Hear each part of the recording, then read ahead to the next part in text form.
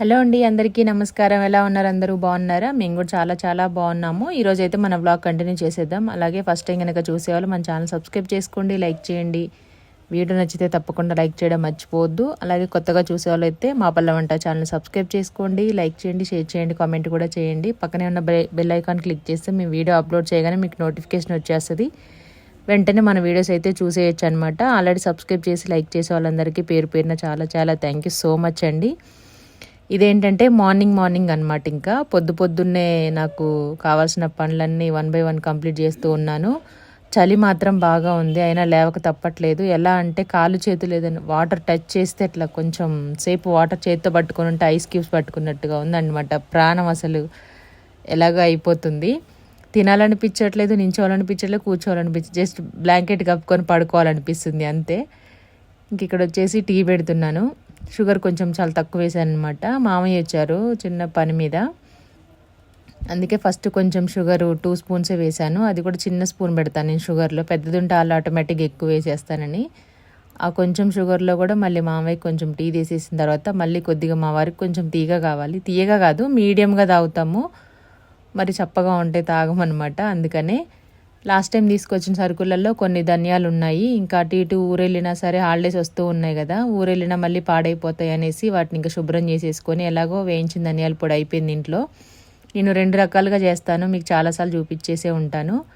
పచ్చి ధనియాల పొడి, వేయించిన ధనియాల పొడి 2 చేస్తాను. పచ్చిదేమో ఎండుంటే మంచిగా 1 గ్లాసు ధనియాలు తీసుకొని బాగా ఎండలో పెట్టేసుకొని మనం తీసుకున్న క్వాంటిటీని బట్టి ఒక వాటర్ గ్లాస్తో 1 గ్లాస్కి అయితే ఒక పెద్ద సైజు ఎల్లుల్లిపాయ సరిపోతుంది. అది వేసుకొని మనం మిక్సీ పట్టుకొని పౌడర్ చేసుకోవాలి. ఇది నాన్ వెజ్లోకి బాగుంటుంది. గ్రేవీ కర్రీస్ కావాలనుకుంటే కనుక దాంట్లో కూడా యూజ్ చేసుకోవచ్చు. వేయించిన ధనియాల పొడి ఏంటంటే నేను గరం మసాలా యూజ్ చేయను కదా, అందుకే అంటే దానికి బదులుగా ఇదే వాడతాను. ధనియాలన్నీ నీట్గా శుభ్రం చేసేసుకొని ఇంకా ఇంట్లో డబ్బాలలో, పెద్ద డబ్బాల్లో, చిన్నవి కిచెన్లో ఏమున్నాయి ఏం లేవని అన్నీ చెక్ చేసుకొని ఏమన్నా పాడైపోయి ఉన్నాయా మళ్ళీ ఒక 1 వీక్ అటు ఇటు ఊరెళ్తే కనుక వచ్చేసరికి మూత అంటే రెగ్యులర్గా తీస్తూ ఉంటే ఏమవ్వదు, కానీ తర్వాత ఏమవుతుందంటే మనం మూత తీయకుండా అలాగే ఉంటే గాలి ఆడకుండా పాడైపోతూ ఉంటాయి అన్నమాట. మ్యాక్సిమం సరుకులన్నీ అన్నీ నిండుకున్నాయి. అందుకే నేను లాస్ట్ దీవెన ఛానల్లో కూడా మొన్న వీడియో పెట్టాము చూడండి. కొన్నిగా అవసరమైన వరకు తీసుకొచ్చుకున్నాం అనమాట. 4 days అవుతుంది.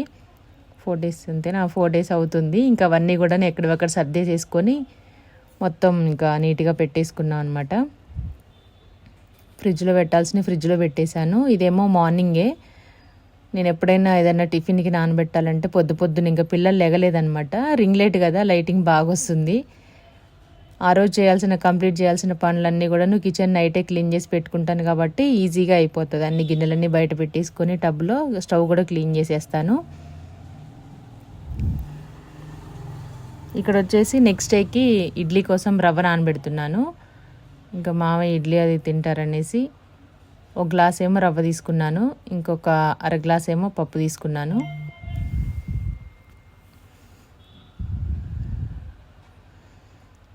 మొత్తానికైతే వాటర్ మంచిగా మునిగేంత వరకు వేసేసి పక్కన పెట్టేసాను అనమాట. కొంచెం నానడానికి ఎక్కువ టైం పడుతుంది కదా అనేసి ఈ పని అయితే కంప్లీట్ అయిపోయింది. నెక్స్ట్ ధనియాలు కూడా ఇలాగే పోస్ట్ పోన్ అవుతూ ఉంటుందనేసి ఇంకా ఈరోజు కంప్లీట్ చేయాలనేసి ఎలాగైనా పొద్దున్నే పెట్టుకున్నాను ఈ పని. నాకు పిల్లలకి ఇవన్నీ చేసేసి టీ, పాలు, టిఫిన్, లంచ్ బాక్స్ అయిపోయేసరికి చల్లారిపోతాయి కూడాను. మనం పక్కన పెట్టేస్తే బయట పెట్టేశాను. ఆ తర్వాత అంటే స్టవ్తో ఏం పని ఉండదు కదా, వంట గినక అయిపోతుంది కాబట్టి నెక్స్ట్ దాన్ని పౌడర్ చేసేసుకొని చల్లార్చుకొని ఇంకా డబ్బాలో వేసుకున్నామంటే అదొక టెన్షన్ అయిపోతుంది అనమాట ఫస్ట్. అలాగా టీ కూడా మరుగుతూ ఉంది. నెక్స్ట్ పాలు కూడా కాగుతున్నాయి. దీవెన్ బాబు తాగుతాడు పాలు. ఇంకా దీంట్లో మనకి మసాలాలోకే లవంగాలు, యాలకులు, దాల్చిన చెక్క వేసేసి అవి కూడా ఎక్కువగా ఏమీ వేయను, కొంచెం తక్కువ అనమాట. కొద్దిగా షాజీరా కూడా వేసి మొత్తం అంతా బాగా డ్రై రోస్ట్ చేసేసుకొని ధనియాలలో వేసుకొని మొత్తం మెత్తగా పౌడర్ లాగా చేసేసుకోవాలి. ఇలా చేస్తే అంటే నేను 15 daysకి ఒకసారి, 1 monthకి ఒకసారి అలా పట్టుకుంటాను. టీ కూడా మరిగింది. ఇంకా మామయ్య కొంచెం షుగర్ లేకుండా పెట్టని చెప్పాను కదా, ఫస్ట్ అయితే పోసేసిన తర్వాత నెక్స్ట్ ఇంకొంచెం పాలు యాడ్ చేసుకొని కొద్దిగా షుగర్ వేసేసాను. ఎప్పుడు పని అప్పుడు అయిపోతే చాలా ప్రశాంతంగా అనిపిస్తుంది, చాలా టైం దొరుకుతుంది. యాక్చువల్గా అసలు తొందరగా లెగిస్తే చాలా పనులు అయిపోతాయి, చాలా టైం ఉంటుంది. ఈ చలికేమో అస్సలు లేవాలనిపించదు. లేటుగా లేచినా తొందరగా లేచినా మన పని మనం కంప్లీట్ చేసుకోవాల్సిందే ఖచ్చితంగా. ఇంకోటి ఏంటంటే చలి కాబట్టి కొంచెం లేవాలంటే బద్ధకంగా ఉంటుంది. కాకపోతే పని చేయక మాత్రం తప్పదు, మన పని మనం చేసుకోవాలి. కాకపోతే కొంచెం హడావుడి లేకుండా చేసుకుంటాం. తొందరగా లెగిస్తే ఏంటంటే కరెక్ట్ టైంకి అయిపోతాయి, హడావుడి ఉండదు అనమాట. అటు ఉరుకులు పరుగులు టెన్షన్ అలా ఉండదు. మొత్తానికైతే ధనియాల పొడి రెడీ అయిపోయింది. కొంతమంది జల్లెడ పట్టుకొని మళ్ళీ కొంచెం పైన బరకగా వచ్చిన దాన్ని మళ్ళీ బట్టి మళ్ళీ చేస్తారు. నాకైతే అంత ఓపిక లేదు, అంత టైము లేదు. అందుకనేసి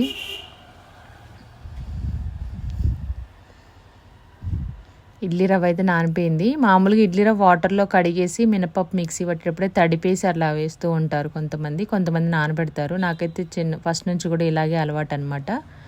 ఇంకా పప్పు కూడా బాగా 2-3 సార్లు చేతులతో ఇలా బాగా రఫ్ చేసి ఇలా పిసికేసి కడిగి తీసుకుని మెత్తగా పట్టుకోవాలన్నమాట, పేస్ట్ లాగా.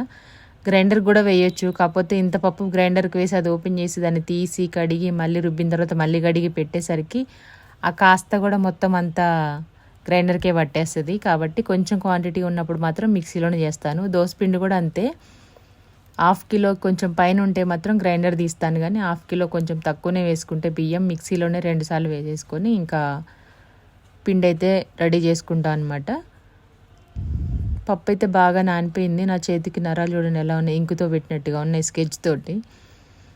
మిక్సీ జార్లో వేసేసుకొని మెత్తగా, అంటే సాల్ట్ కూడా ఇప్పుడే వేస్తాను నేను, కొంతమంది ఏమో మార్నింగ్ వేసేసుకుంటారు.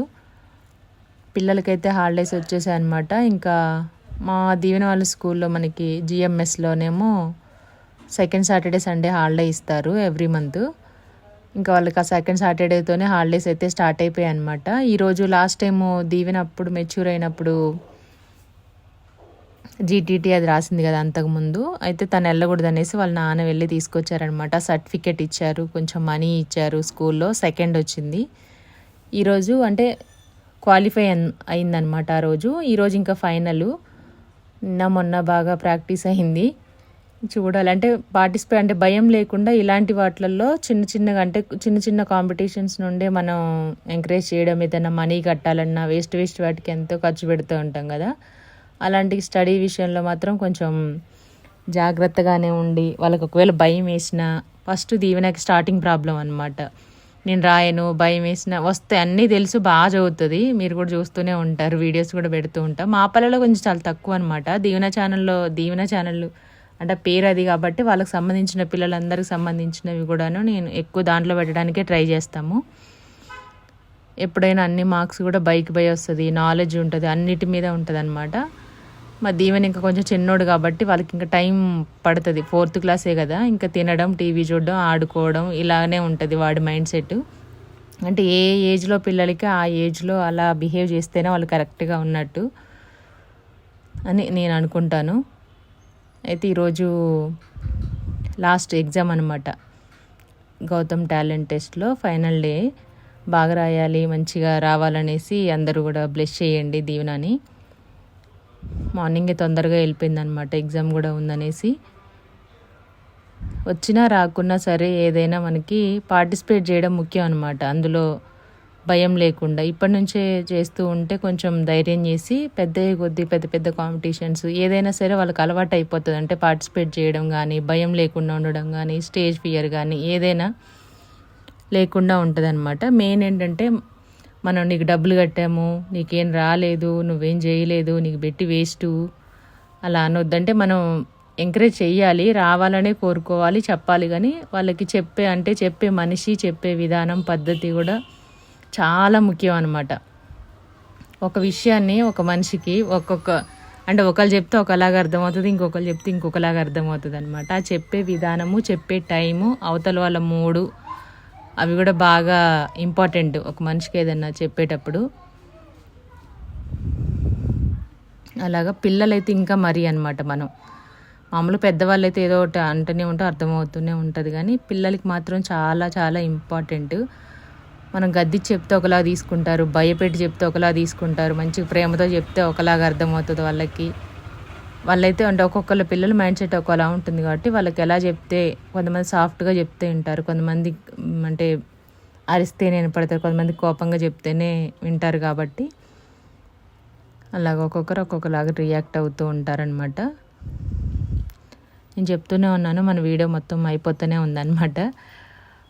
ఇది ఈవినింగ్ అయితే మొత్తం నేను ఇడ్లీ పిండి మిక్సీ పట్టేసుకొని ఒక గిన్నెలో తీసుకొని పక్కన పెట్టాను. యాక్చువల్లీ తను ఇప్పుడు గిన్నెలు కడుగుతుందనమాట. తీసిన తర్వాత నేను ఆ గిన్నెలో నుంచి మళ్ళీ స్టీల్ గిన్నెలోకి షిఫ్ట్ చేసేసుకొని పక్కన పెట్టేసుకుంటాను. ప్రస్తుతానికి ఇంకా గిన్నె ఉంది కదా, ఏమంత క్లీన్ చేయలేదని అనేసి దాంట్లోనే పెట్టేశాను.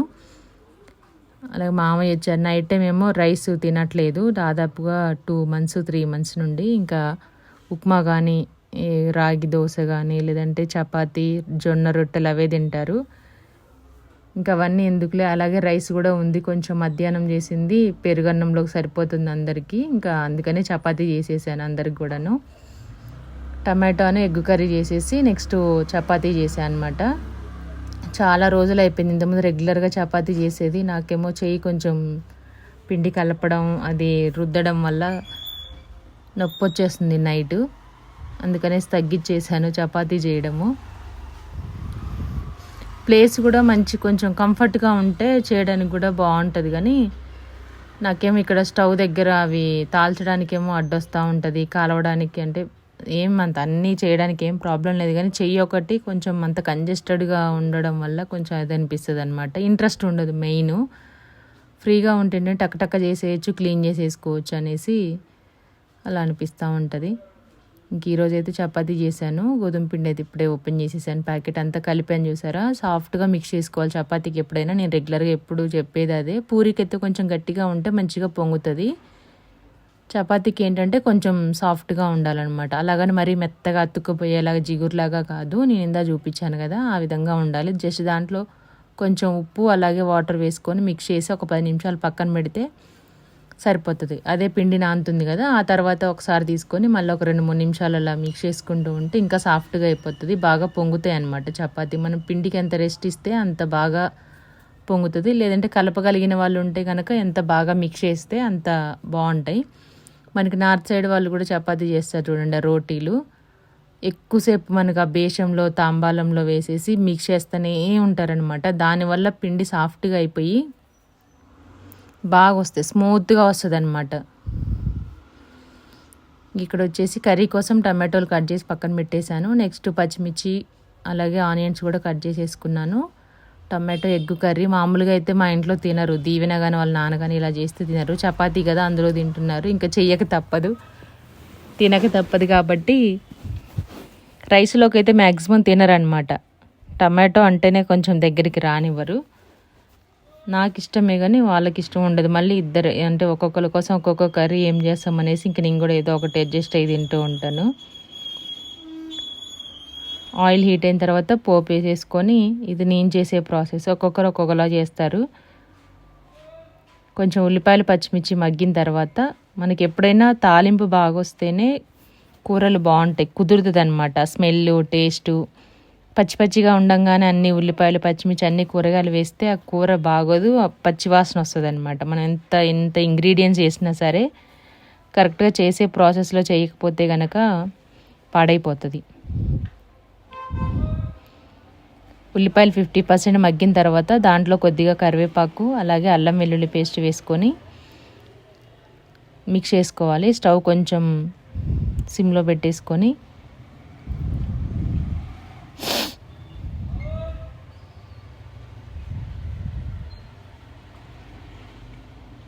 అయిపోయింది అంతే. కాసేపు మగ్గించిన తర్వాత దాంట్లో కొద్దిగా పసుపు వేసేసుకోవాలి. అల్లం ముక్క అలాగే ఉండిపోయింది.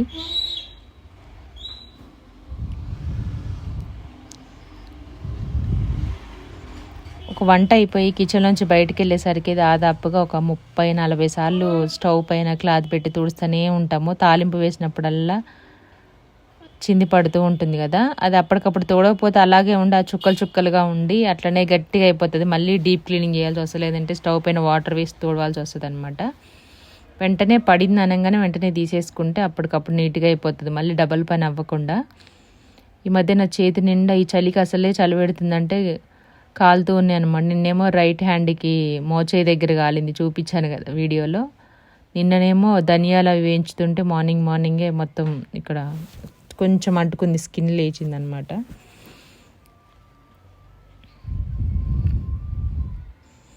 టమాటోలు వేసేసిన తర్వాత సాల్ట్ యాడ్ చేసుకోవాలి. కొంచెం హై ఫ్లేమ్లో పెట్టేసుకుంటే కొంచెం సాల్ట్ వేసాం కదా తొందరగా వాటర్ అది వచ్చేసి మగ్గుతుంది. టైం వచ్చేసి అప్పుడు 6:40 అయింది. ఇంకా నేను వంట అంతా కంప్లీట్ అయిపోయేసరికి 7:20 అయింది. వేడివేడిగా ఇంకా అప్పటికప్పుడు తినేసామన్నమాట. ఈ చలికాలం ఎప్పుడు తినాలనుకుంటే అప్పుడే వండుకోవాలి. ఈలోపు మనం టమాటో తాలింపు చేసేసుకున్నాం కదా, అది వేరే బర్నర్ మీద షిఫ్ట్ చేసుకొని నెక్స్ట్ ఈ పిండిని మళ్ళీ ఒకసారి ఒక 5 నిమిషాలు ఇలా బాగా మిక్స్ చేసుకోవాలి.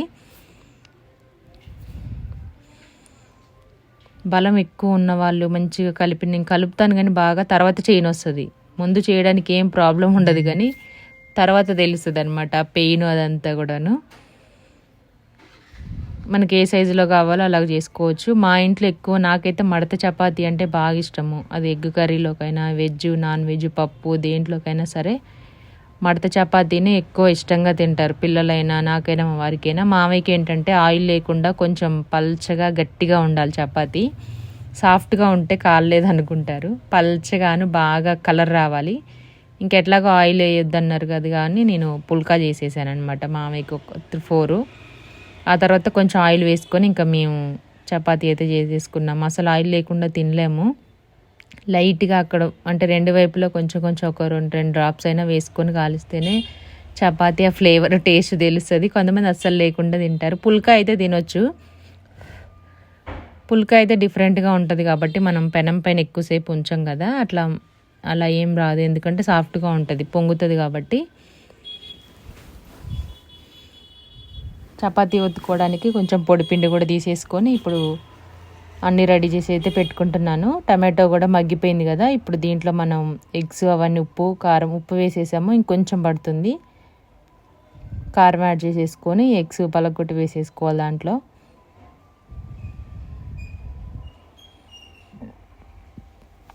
ఇదంత స్పైసీగా ఏముండదు, రెగ్యులర్గా కూరకారం అనమాట. ఇంట్లో వాడింది పట్టించింది మిరపకాయలు తీసుకొని, అందుకే కొంచెం ఎక్కువ వేసాను. పచ్చిమిర్చి కూడా వేసాను చూడండి. అలాగే ఫ్రెష్గా మార్నింగ్ చేసిన ధనియాల పొడి,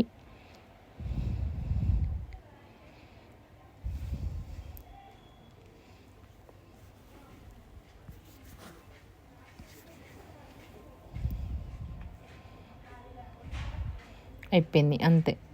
ఇంకొక 2 నిమిషాలు మగ్గిన తర్వాత ఆయిల్ కొంచెం పైకి వస్తుంది కదా, ఈ స్టేజ్లో ఉన్నప్పుడు ఎగ్స్ వేసేస్తాను. మామూలుగా అయితే ఉడకబెట్టి కూడా వేసుకోవచ్చు, కాకపోతే మనం చపాతీలో తింటున్నాం కదా, బాయిల్ చేసి అంత తినడానికి అవ్వదు కాబట్టి ఇంకా నేను దాంట్లోనే మొత్తం పలగొట్టి వేసేసి కదిలించకుండా సిమ్లో పెట్టి చిన్న బర్నర్ పైన పెడితే అది ఉడుకుతుంది. ఏ ఎగ్గు అట్టులాగా వచ్చేస్తుంది అనమాట. బాగుంటుంది అలా కూడాను. ఈ కర్రీ బాగుంటుంది. ఆనియన్స్తో చేసినా కూడా బాగుంటుంది. మన చపాతీలోకి ఏ కర్రీ అయినా బాగుంటుంది. ఎగ్ పొట్టు పడింది, చేయబెడుతుంది, కాలట్లేదా అనుకోకండి. ఏమి కాలదు, ఎందుకంటే అది జెల్లీలా ఉంటుంది కదా, కూల్గానే ఉంటుంది అప్పుడే వేసిన ఎగ్గు. ఈ చలికి ఏది పట్టుకున్నా పెద్దగా ఏం అనిపించదు, ఎంత వేడి నీళ్ళైనా. మామూలుగానే లేడీస్ బాగా స్టవ్ దగ్గర ఉండి వంట అలవాటైన వాళ్ళు చేత్తోనే మ్యాక్సిమం అటు దింపడం ఇటు దింపడము, దాన్ని ఇట్లా కలపడం కానీ ఏదైనా చేయడం కానీ చేస్తూ ఉంటారు. ఈ చలికి మాత్రం అసలు ఏం అనిపించట్లేదు. ఫైనల్గా కర్రీ అయితే ఎగ్స్ వేసేసి పక్కన పెట్టేశాను. నెక్స్ట్ చపాతీ అయితే చేసేస్తున్నాను అనమాట. మనకు చేయి తిప్పుకుంటూ చేయొచ్చు కానీ నాకేమో పక్కన చూడండి చేయి తగులుతూనే ఉంది. స్టవ్ కానీ లేదంటే వేరే ఏదన్నా వంట చేసే గిన్నె వేడిది ఉంటే అది అంటుకుంటూనే ఉంటుంది ఇంకా చేతికి, అట్లుంటుంది. కింద పెట్టుకొని చేయడానికే మళ్ళీ కింద కూర్చొని హాల్లో మళ్ళీ స్టవ్ దగ్గరికి వెళ్ళి మళ్ళీ కాల్చి ఇదంతా పని. చపాతీ అట్లా చేసి ఉంచితే పైన ఎండిపోతుంది. యాక్చువల్గా పిండి మనం ఉండలు చేసుకుంటే దానిపైన క్లాత్ వేసుకొని ఉంచుకోవాలి, తడి క్లాత్. డ్రైగా అయితే ఏంటంటే అంత బాగా రాదు చపాతీ. పెద్ద ప్లేస్ అయితే కింద పడుతుందని ఒక బాధ అనమాట. మళ్ళీ పిండి అంతా ఇంటి నిండా అవుతుంది అనేసి కొంచెం పిండి ఎక్కువ వేసి చేతులతో రఫ్ చేసుకుంటే ఇంకా బాగుంటుంది.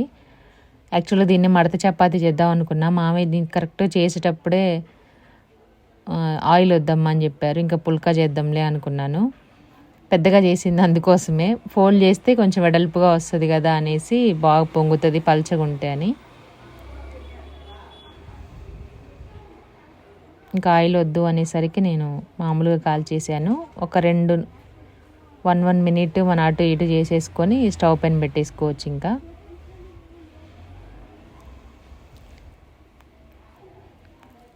కొంచెం లైట్గా బబుల్స్ వచ్చేంత వరకు పెనం పైన ఉంచేసి ఆ తర్వాత స్టవ్ పైన పెట్టేసుకుంటే సరిపోతుంది. నేను మామూలుగా దీనిపైన చేద్దామనేసి అది చేసేది కడగలేదన్నమాట.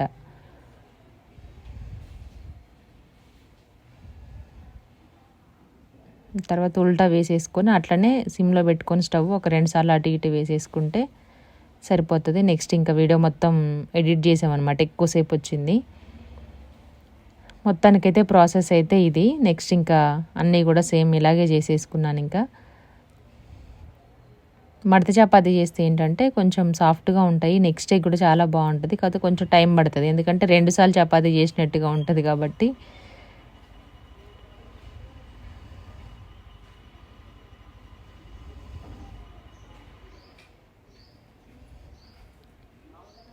నా దగ్గర 2 ఉన్నాయన్నమాట. చెక్కది కూడా ఉంది రుద్దేది, 2 తీసుకున్నాము. కాకపోతే ఇది అమ్మ దగ్గర గ్రానైట్ చేపించింది ఇట్లా పూరి చపాతీ చేసుకోవడానికి.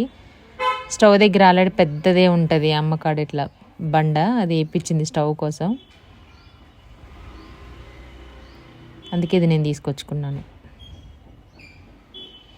మొత్తానికైతే ఇలా అయిపోయిందనమాట. మన కర్రీ కూడా రెడీ అయిపోయింది చూడండి. ఇంకా ఆయిల్ పైకి వచ్చేసింది. ఒక్కసారి మిక్స్ చేసి ఉల్టా వేసేసుకుంటే ఎగ్గు ఆ మసాలాలో ఇటువైపు కూడా ఉడుకుతూ ఉంటుంది. ఎక్కువ చెదర చేయకుండా జస్ట్ అంతా ఒకసారి ఇట్లా చేసేసుకొని ఉల్టా వేసేసుకోవాలి, అంతే సరిపోతుంది.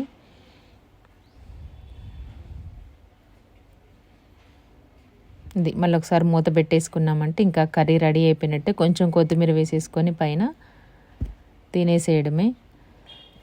ఎంతమందికి ఇష్టం ఈ combination chapati tomato egg curry.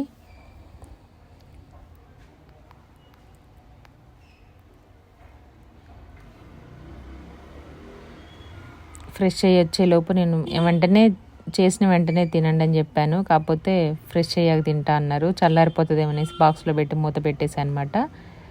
ఇంకా దీనికి ఆయిల్ వేసి వేరే సపరేట్ చేస్తాం కదా అనేసి నేను ఇంకా ఇది స్టార్ట్ చేశాను. ఇంతటితోటి మన బ్లాగ్ అయితే కంప్లీట్ అయిపోయింది. మీకు నచ్చితే కనుక తప్పకుండా ఒక లైక్ చేయండి, షేర్ చేయండి, కామెంట్ చేయండి. Thank you so much support చేసిన మీ అందరికీ కూడాను పేరు పేరున చాలా చాలా థ్యాంక్ యూ సో మచ్. ఆ పక్కన గిన్నెలోనేమో మధ్యాహ్నం మీరు చూసే ఉంటారు ఆల్రెడీ మన సబ్స్క్రైబర్స్ అందరూ కూడాను ఎండిటీ వెజ్ ఫుడ్ ఛానల్లో ఆలూ దమ్ బిర్యానీ చేశాము. సింపుల్ ప్రాసెస్లో చూసేసేయండి, చూడని వాళ్ళు ఉంటే. ఆల్రెడీ వీడియో వచ్చి 2 days అవుతుందన్నమాట. ఈ వీడియో నేను మొన్నటిది, అంటే ఇంకా నిన్న కొంచెం బిజీగా ఉండడం వల్ల వేరే పని మీద వీడియో ఎడిట్ చేయలేదు, వాయిస్ ఓవర్ ఇవ్వలేదు, అందుకే కొంచెం లేట్ అయిపోయింది. అదే బిర్యానీ కొంచెం ఉంటే కొంచెం హీట్ చేస్తున్నాను. స్టవ్ సిమ్లో పెట్టేసి మళ్ళీ కొంచెం వెయిట్ చేసి, చలికాలం కదా తినలేము చల్లగా ఉంటే, అదే హీట్ చేస్తున్నా చూపిస్తున్నాను మీకు. పక్కన గిన్నెలోనేమో కొద్దిగా రైస్ ఉంది, కొంచెమేమో బిర్యానీ ఉంది, ఇంకా చపాతీ ఎగ్ కర్రీ. ఇవన్నమాట ఈరోజు డిన్నర్ స్పెషల్. చపాతీ అయితే అయిపోయింది. మా దీవెన వచ్చి సగం ముక్క తీసేసాడు, నేను అది తాలుస్తూ ఉంటే.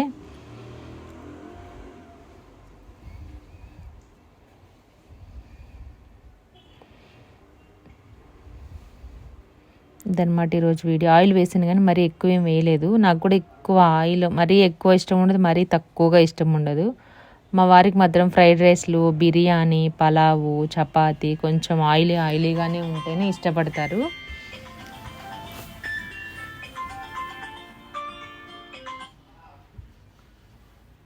ఫోన్ వస్తుంది.